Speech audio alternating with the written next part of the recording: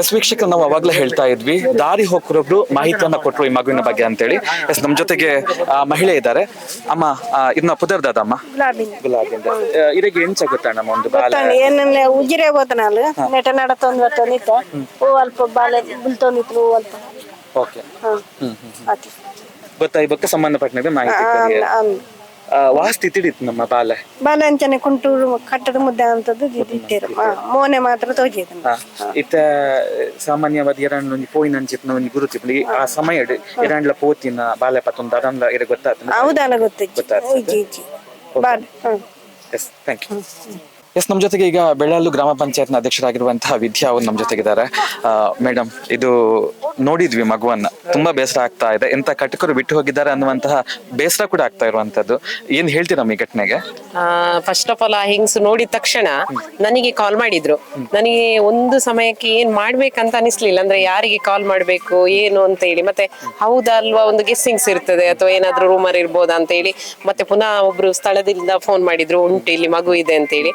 ಆಗ ತಕ್ಷಣಕ್ಕೆ ನಾನು ಆಶಾ ಕಾರ್ಯಕರ್ತೆಯವರಿಗೆ ಫೋನ್ ಮಾಡಿದ್ದೆ, ನೀವು ಇಮಿಡಿಯೇಟ್ ಅಲ್ಲಿ ಹೋಗಿ ಮಗುವನ್ನು ಇದ್ ಮಾಡ್ಕೊಳ್ಬೇಕು. ಮತ್ತೆ ಆ ಹೆಂಗ್ಸ್ ಅವರೆಲ್ಲ ನೋಡಿ ನನಗೆ ಕಾಲ್ ಮಾಡಿದ್ರು, ಮಗು ಉಂಟು ಏನ್ ಮಾಡ್ಬೇಕಂತ.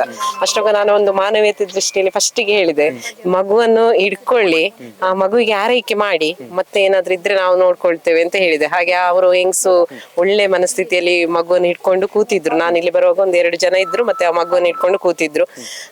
ತಕ್ಷಣಕ್ಕೆ ನಾವು ಮತ್ತೆ ಆಶಾ ಕಾರ್ಯಕರ್ತೆಗೆ ಫೋನ್ ಮಾಡಿ, ಆಮೇಲೆ CHO ಅವರಿಗೆ ಫೋನ್ ಮಾಡಿದೆ. ಅವರು ವೈದ್ಯಾಧಿಕಾರಿ ಅವರಿಗೆ, ಧರ್ಮಸ್ಥಳದವರಿಗೆ ಇನ್ಫಾರ್ಮ್ ಮಾಡಿದ್ರು. ಮತ್ತೆ ಇಲ್ಲಿ ಬಂದು ನಾನು ಧರ್ಮಸ್ಥಳ ಪೊಲೀಸ್ ಸ್ಟೇಷನ್ಗೆ SI ಅವರಿಗೆ ಇನ್ಫಾರ್ಮ್ ಮಾಡಿದೆ. ಅಂದ್ರೆ ಚಿಕ್ಕ ಮಗು ಆಗಿರುವ ಕಾರಣ ಇಲ್ಲಿ ಬಿಟ್ಟು ಏನಂದ್ರೆ ನಮ್ಗೆ ಅದೊಂದು ಪ್ರೊಸೀಜರ್ ಅಂತ ಹೇಳಿದ್ರೆ, ಒಂದು ಮಗು ಬಿಟ್ಟು ಹೋಗಿದ್ದಾರೆ ಅಂತ ಹೇಳಿದ್ರೆ ಅದ್ರ ಹಿಂದೆ ಏನಿರ್ಬೋದು ಅಥವಾ ಯಾರೋ ಬಿಟ್ಟು ಹೋಗಿರ್ಬೋದು, ಅದೆಲ್ಲ ಸಮಸ್ಯೆಗಳಿರ್ತದೆ. ಹಾಗೆ ಇಮಿಡಿಯೇಟ್ ಅವರಿಗೆ ಫೋನ್ ಮಾಡಿದಾಗ ಅವರೆಲ್ಲರೂ ನಮಗೆ ಇಮಿಡಿಯೇಟ್ ಆಗಿ ಒಂದು ಏನು ಇದನ್ನು ಕೊಟ್ಟಿದ್ದಾರೆ, ರೆಸ್ಪಾನ್ಸ್ ಕೊಟ್ಟಿದ್ದಾರೆ. ನಾನು ಇಲ್ಲಿ ಬಂದಾಗ ಜನಗಳು ಮತ್ತೆ ಸೇರಿದ್ರು. ಆ ಸಂದರ್ಭದಲ್ಲಿ ಮಗುವನ್ನು ನನಗೆ ಫಸ್ಟಿಗೊಮ್ಮೆ ನೋಡುವಾಗ ಭಯ ಆಯ್ತು. ಅಂತ ಹೇಳಿದ್ರೆ ಮಗು ಹೇಗೆ ಉಸಿರಾಡ್ತಾ ಉಂಟ ಅಂತ, ಮತ್ತೆ ಮುಟ್ಟಿ ನೋಡಿದಾಗ ಉಸಿರಾಡ್ತಾ ಇತ್ತು ಮಗು. ಹಾಗೆ ತುಂಬಾ ಖುಷಿ ಆಯ್ತು. ಅಂದ್ರೆ ಮಗುವಿಗೆ ಏನಾಗಿಲ್ಲ, ಇನ್ನೇನಾದ್ರೂ ಅದಕ್ಕೆ ಪ್ರೊಸೀಜರ್ ಫರ್ದರ್ ಮಾಡ್ಬೋದು ಅಂತ ಹೇಳುವಂತದ್ದು. ಆದ್ರೆ ಇದೊಂದು ಬಾರಿ ಖಂಡನೀಯ ಒಂದು ಏನು ಕ್ರೂರ ಒಂದು ಇನ್ಸಿಡೆಂಟ್ ಅಂತ ಅನಿಸ್ತದೆ. ಯಾಕಂತ ಹೇಳಿದ್ರೆ ಇಷ್ಟೊಂದು 3 ತಿಂಗಳಿರ್ಬೋದು ಮಗುವಿಗೆ, ಡಾಕ್ಟರ್ ಹೇಳಿದ ಪ್ರಕಾರ. ಆ ಒಂದು 3 ತಿಂಗಳು ಆ ಮಗುವನ್ನು ಅಷ್ಟು ಪ್ರೀತಿಯಿಂದ ಸಾಕಿ ಈಗ ಒಂದು ಏಕಾಏಕಿ ಬಿಟ್ಟು ಹೋಗುವಂತದ್ದಂತ ಹೇಳಿದ್ರೆ ಅದು ಆ ಪರಿಸ್ಥಿತಿ ಎಂತದಂತ ನನಗೆ ಹೇಳಿಕ್ಕೆ ಆಗುದಿಲ್ಲ. ನಾವು ಹಿಂದೆ ನೋಡ್ತಾ ಇದ್ವಿ ಹೆಣ್ಮಕ್ಳು ಬೇಡ ಅಂತ ಹೇಳಿ. ಈಗ ಹೆಣ್ಮಕ್ಳು ಇದಾರೆ ತುಂಬಾ, ಜೊತೆಗೆ ಅವ್ರಿಗೆ ಬೇಕಾದಂತಹ ಸೌಲಭ್ಯಗಳಿದೆ. ಸೊ ಅಂತಹ ಮಧ್ಯದಲ್ಲೂ ಕೂಡ ಹೀಗಾಗುತ್ತೆ ಅಂತ ಹೇಳಿದ್ರೆ ಇದು ತುಂಬಾ ಬೇಸರ ಆಗುತ್ತಲ್ಲ. ತುಂಬಾ ಬೇಸರ ಆಗ್ತದೆ ಅಂತ ಹೇಳಿದ್ರೆ, ಅಂದ್ರೆ ಈಗಿನ ಸಿಚುವೇಶನ್ ಅಲ್ಲಿ ಯಾವುದೇ ಒಂದು ಸಾಕ್ಲಿಕ್ಕೆ ಸಾಧ್ಯ ಇಲ್ಲದಿದ್ರು ತುಂಬಾ ವ್ಯವಸ್ಥೆಗಳು ಉಂಟು. ಸಂಘ ಸಂಸ್ಥೆಗಳಿದ್ದಾವೆ, ಅಥವಾ ಒಂದು ಅವರಾಗಿ ಮುಂದೆ ಬರುವವರಿದ್ದಾರೆ, ಹೆಣ್ಣು ಮಕ್ಕಳನ್ನು ದತ್ತು ತಗೊಳ್ಳುವವರಿದ್ದಾರೆ ಅಂತೆಲ್ಲ. ಒಂದು ಇದನ್ನ ಈಗಿನೊಂದು ಪರಿಸ್ಥಿತಿಯಲ್ಲಿ ಅವರೊಂದು ಬಿಟ್ಟು ಹೋಗಿದ್ದಾರೆ ಅಂತ ಹೇಳಿದ್ರೆ ಅಲ್ಪರು ಇರ್ಬೋದು. ಅಂದ್ರೆ ಆ ಮಗುವನ್ನೊಂದು ಬಿಟ್ಟು ಆ ಪುಣ್ಯಕ್ಕೆ ಅವ್ರ ಅಕ್ಕ ಬಂದ್ರು, ಅಷ್ಟು ಬೇಗ ನೋಡಿದ್ರು. ಇಲ್ಲದ್ರೆ ಏನಾದ್ರು ಪ್ರಾಣಿಗಳು, ಇದೊಂದು ತುಂಬಾ ಕಾಡು ಪ್ರದೇಶ, ಏನಾದ್ರೂ ಒಂದು ಪ್ರಾಣಿಗಳ ನಾಯಿಗಳು ಅಂತದೆಲ್ಲ ಒಂದು ಏನಾದ್ರು ಮಾಡಿದ್ರೆ ಇವತ್ತು ನಮ್ಗೆ ಅದರ ಪರಿಸ್ಥಿತಿಯೇ ಬೇರೆ ಅನಿಸ್ತಿತ್ತು.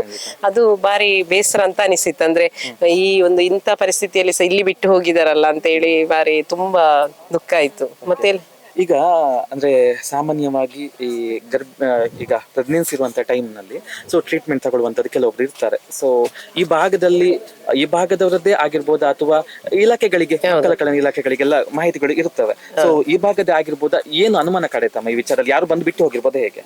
ನಮ್ಗೆ ನಮ್ಮ ಗ್ರಾಮದಂತ ಹೇಳುವ ಅನುಮಾನ ಇಲ್ಲ. ಯಾಕೆ ಅಂತ ಹೇಳಿದ್ರೆ ಬಿಟ್ಟು ಹೋಗುವವರು ಅಷ್ಟು ಹತ್ತಿರದಲ್ಲಿ ಇಲ್ಲಿ ಬಿಟ್ಟು ಹೋಗ್ಲಿಕ್ಕೂ ಇಲ್ಲ.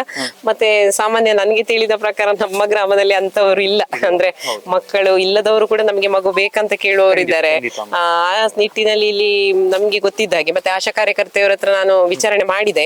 ಅಂದ್ರೆ ಈ ತರದ ಮಕ್ಕಳು ಇಲ್ಲೆಲ್ಲ ಇದ್ದಾರ, ಯಾರಾದ್ರೂ ನಿಮಗೆ ಏನಾದ್ರು, ಅವರು ಅಂದ್ರೆ ಡೈಲಿ ಮನೆಗೆ ಹೋಗಿ ಅದನ್ನು ನೋಡುವವರಲ್ವಾ, ಹಾಗೆಲ್ಲ ಇದ್ದಾರೆ. ಹಾಗೆ ಅವರು ಹೇಳಿದ್ರು ನಮ್ಗೆ ಇಲ್ಲಿ ಅಷ್ಟೊಂದು ಯಾರು ಗೊತ್ತಾಗ್ತಿಲ್ಲ ಅಂತ ಹೇಳಿ. ಆ ನಿಟ್ಟಿನಲ್ಲಿ ಇಲ್ಲಿದ್ದಲ್ಲ ಅಂತ ಅನಿಸ್ತದೆ ನನಗೆ ಮಗು.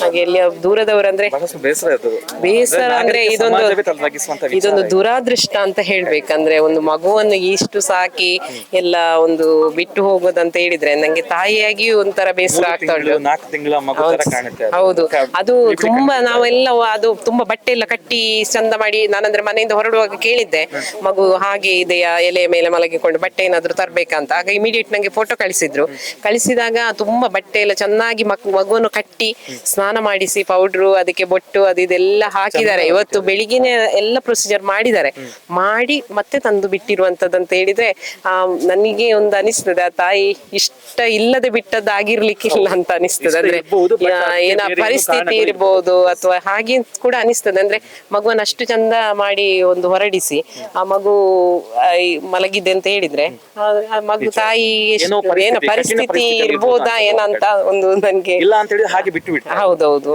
ಮಗುವನ್ನಷ್ಟು ಚಂದ ಮಾಡಿ ಬಟ್ಟೆಯಲ್ಲೆಲ್ಲ ಕಟ್ಟಿ ಆ ಮಗುವನ್ನಷ್ಟು ಚೆನ್ನಾಗಿ ಆರೈಕೆ ಮಾಡಿ ಬೆಳಿಗ್ಗೆ ತಂದು ಬಿಟ್ಟಿದ್ದಾರೆ. ತುಂಬಾ ಹೊತ್ತಾಗಿರ್ಲಿಕ್ಕಿಲ್ಲ, ಒಂದು ನನ್ನ ಅಂದಾಜು ಒಂದು 6:30-7 ಗಂಟೆ ಒಳಗೆ ಬಿಟ್ಟದ್ದಿರ್ಬೋದು. ಒಂದು 9 ಗಂಟೆ ಟೈಮಿಗೆ ಅವರು ಬಸ್ಸಿಂದ ಇಳಿದು ಬರುವಾಗ ನೋಡಿದ್ದಾರೆ ಅಂತ ಆದ್ರೆ ಅದೇ ಆ ಟೈಮಿಗೆ ಇರ್ಬೋದು ಅಂತ, ಇಲ್ಲದ್ರೆ ಇರುವೆ ಆ ತರದೆಲ್ಲ ಬಂದಿರ್ಬೋದು, ಅಂತದ್ದೇನಿಲ್ಲ. ಮಗು ಮಾತ್ರ ಆರೋಗ್ಯವಾಗಿ ಉಂಟು ಅಂತ ಹೇಳಿದ್ರು ಡಾಕ್ಟರ್. ಒಂದು ವೇಳೆ ನೋಡ್ತಾ ಇದ್ರೆ ಸುದ್ದಿಯನ್ನ ಏನ್ ಮನವಿ ಮಾಡ್ತೀವಿ? ತಾಯಿ ನೋಡ್ತಾ ಇದ್ರೆ ಬಿಟ್ಟು ಹೋದದ್ದು ತಪ್ಪು. ನಾನು ನಿಜ ಫಸ್ಟ್ ಆಫ್ ಆಲ್ ಫಸ್ಟಿಗೆ ಸಿಕ್ಕಿದ್ರೆ ಅವ್ರಿಗೆ ನಾನು ತುಂಬಾ ತರಾಟೆಗೆ ತಗೊಳ್ತೇನೆ. ಅಂದ್ರೆ ಒಂದು ತಾಯಿಯಾಗಿ ಬಿಟ್ಟು ಹೋಗಿರುವಂತದ್ದು ತಪ್ಪು. ಯಾಕಂದ್ರೆ ಒಂದು ಹೆಣ್ಣಾಗಿ ನಾನು ಕೂಡ ಹೇಳ್ತೇನೆ, ಈಗಿನ ಸಮಾಜದಲ್ಲಿ ಎಂತ ಪರಿಸ್ಥಿತಿ ಬಂದ್ರೆ ಸಹ ನಾವು ಧೈರ್ಯವಾಗಿ ಎದುರಿಸಬಹುದು. ಹೆಣ್ಣು ಅಂತ ಹೇಳಿದ್ರೆ ಈಗ ಏನು ಅಬಲ ಅಲ್ಲ, ಯಾವುದೇ ಒಂದು ವಿಷಯ ಬಂದಾಗ ಎದುರಿಸಬಹುದು. ಅದು ಸಹ ಒಂದು ನಮ್ಮ ಹೆತ್ತ ಮಗುವನ್ನು ಸಾಕ್ಲಿಕ್ಕೆ ತುಂಬಾ ಕಷ್ಟವೇ ಇಲ್ಲ. ಎಲ್ಲಿಯಾದ್ರೂ ಆ ತಾಯಿ ನೋಡ್ತಾ ಇದ್ರೆ ದಯವಿಟ್ಟು ಬಂದು ಆ ಮಗುವನ್ನು ಕೊಂಡೋಗಿ ಅದಕ್ಕೆ ಆರೈಕೆ ಮಾಡ್ಲಿ. ಅದಕ್ಕೆ ಅವರಿಗೆ ಎಲ್ಲಿಯಾದ್ರೂ ಸಾಕುವಂತದ್ದು ಕಷ್ಟ ಇದ್ರೆ ತುಂಬಾ ಜನ ಹೆಲ್ಪರ್ಸ್ ಇದ್ದಾರೆ, ನಾವು ಹೆಲ್ಪ್ ಮಾಡ್ತೇವೆ ಅಂತ ಹೇಳುವವರಿದ್ದಾರೆ.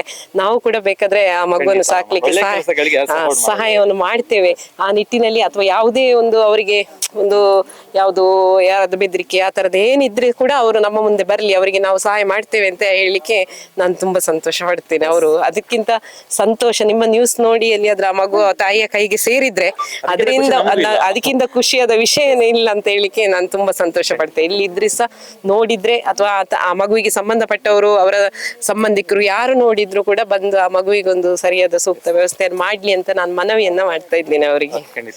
ಸತ್ಯ, ಸ್ಪಷ್ಟ, ನೇರ ಸುದ್ದಿಯೊಂದಿಗೆ U+ ಟಿವಿ, ಇದು ಹೊಸತನದ ಸಂಕಲನ. ಬೆನಕ ಹಾಸ್ಪಿಟಲ್ ಕಳೆದ 18 ವರ್ಷಗಳಿಂದ ಬೆಳ್ತಂಗಡಿ ತಾಲೂಕಿನಲ್ಲಿ ಉತ್ಕೃಷ್ಟ ಸೇವೆ ಸಲ್ಲಿಸುತ್ತಿರುವ ಉಜಿರೆಯ ಬೆನಕ ಹೆಲ್ತ್ ಸೆಂಟರ್ ನುರಿತ ತಜ್ಞರು ಹಾಗೂ ಅತ್ಯಾಧುನಿಕ ಸವಲತ್ತುಗಳೊಂದಿಗೆ multi speciality hospital. Benaka health centre, main road, Ujire. ಸಂಪರ್ಕಿಸಿ 08256236742.